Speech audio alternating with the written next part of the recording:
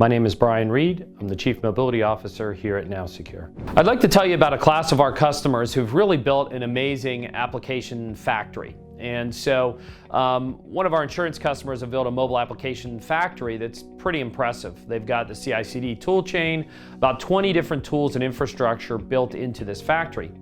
And along with that are the resources, the design requirements, the cloud infrastructure, the on-prem, the hybrid cloud, the security testing, the governance, our tools included are all built in. And so they make this infrastructure available to their organization, and they've had dozens and dozens of application teams spin up. An application team can make a request for infrastructure and be up and running in a day with all the resource allocation they need.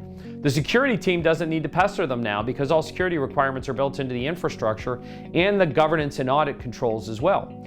So as long as the organization team that's building the mobile application uses the App Factory infrastructure, it will automatically ensure security is built in and they'll get the green light to go into production at the end. So with this process, they moved from a few dozen to now hundreds of mobile applications being pumped through the system.